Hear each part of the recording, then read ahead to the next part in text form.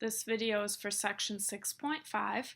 Our objectives in this section are to divide polynomials using synthetic division and evaluate a polynomial function using the remainder theorem.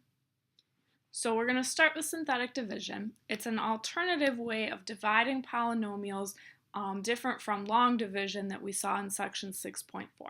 There's a box in the book that explains it really well on page 449. So I would encourage you to look at that in the big green box. Also, you can look at the notes to kind of see the steps broken down. So, important thing about synthetic division is that it does not work for any division problem. It only works for division problems where the thing that you're dividing by is either x plus a number or x minus a number. So x plus or minus c. It would not work if there were a number in front of x, and it also would not work if it were x squared or something like that. It has to be x plus a number or x minus a number. So the process here is that I'm going to write out the coefficients of the thing that I'm dividing into. So in front of x to the third, I have a 1. In front of x squared, I have 4. In front of x, I have negative 5. And then I have 5 as my constant. Then I'm going to put a number in what's called the box. The number in the box is going to be the opposite sign of this number here. So if it's x minus a number, the number in the box is going to be positive. If it's x plus a number, the number in the box is going to be negative. So it's the opposite sign. So that's the first step, is setting up this top row.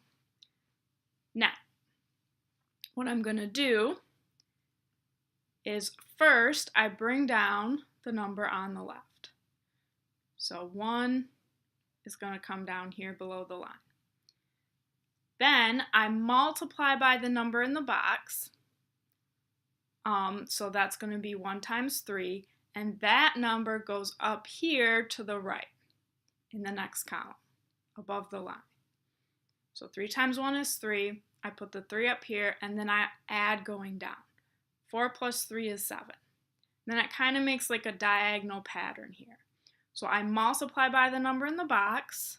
7 times 3 is 21. Add going down. Negative 5 plus 21 would be 16. Multiply by the number in the box. 16 times 3 is 48. And then I add going down. So that's 53. Now, this just looks like a bunch of numbers. The last step is to translate this into an answer. And the way that that works is that the last number here is always the remainder.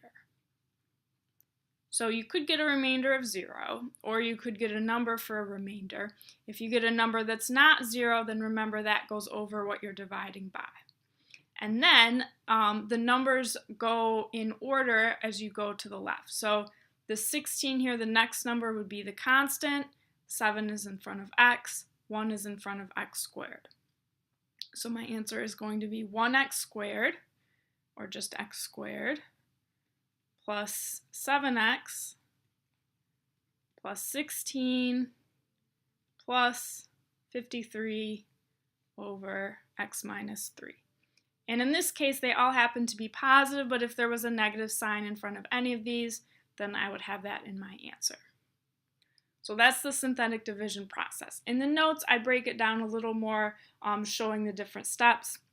And again, you can also look at that green box in the book. That can be very helpful as well. So we're going to look at example 1 here. This is another problem.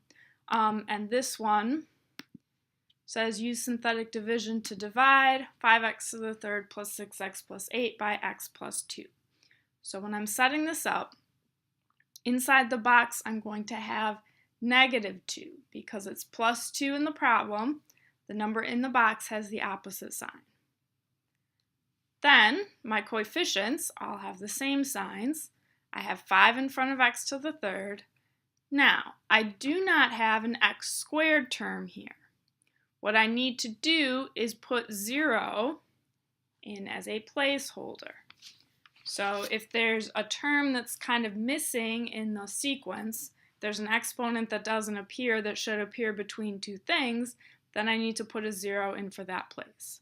I have 6x and I have 8. So this is setting up the top row. That's what that's going to look like. Then I start the division process, bring down, multiply. 5 times -2 is -10. Add the column. 0 plus -10 is -10. Multiply. -2 times -10 is +20. Add the column. 6 plus 20 is 26. Multiply. -2 times -26 is -52. And add the column. 8 plus -52 is -44.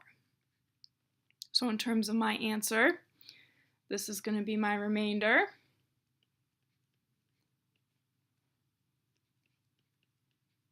And again, like we saw last time, I could write minus 44 over x plus 2 or plus -44 over x plus 2.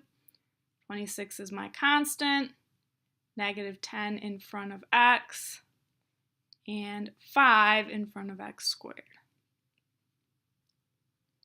So that's going to be my answer for that one.